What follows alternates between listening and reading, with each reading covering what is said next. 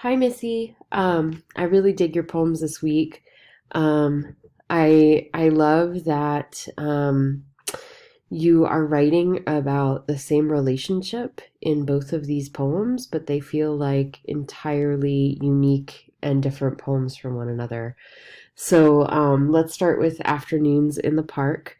I also love that you spend time flying kites. I think it's such a wonderful image, especially to use in poetry, and it's such a great opportunity for metaphor. And it feels like an extended metaphor here, to be flying kites and to be sort of expanding opportunity with this other person, with your love interest. Um, you had a question about, did the 5 syllable thing work here? Does it feel too clipped?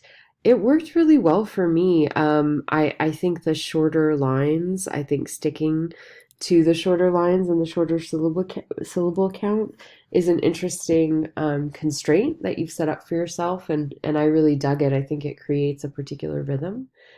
Um, and I think, what was your other question? The line breaks of the stanzas.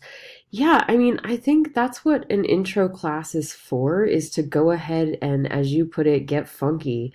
Get funky with breaking up the stanzas, get funky with trying new things. Even if you try something and you feel like it fails, no big deal. The whole point of this class is to try new structures, try new forms, get outside of your comfort zone, um, and and just experiment. So I think that you did just that, and I think that it's actually very successful. In terms of overlook, I really like the feeling of driving up the mountain with you.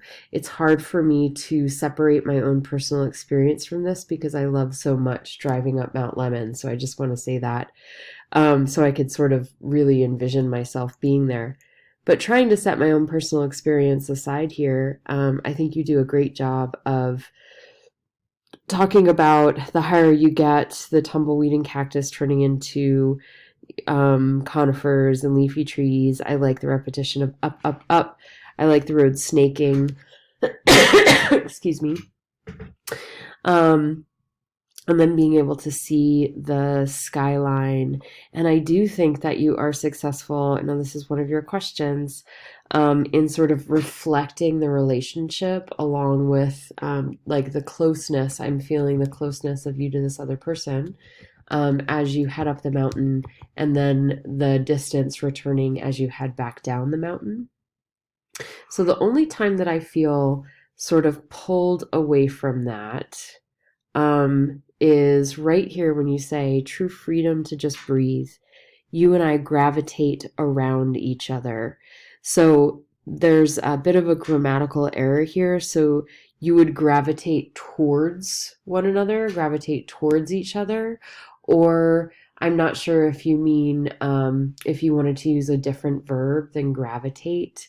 Maybe you're circling, right? If you're looking to, if the focus of the line is the word around, you'd want to use a different word than gravitate, because the correct grammatical way to use gravitate is towards, gravitate towards, um, because gravity pulls you towards something. But you could say rotate around one another, or use a different verb just to get away from that. I think it's a lovely image, but I don't want to be distracted by the grammatical error. So that was one moment.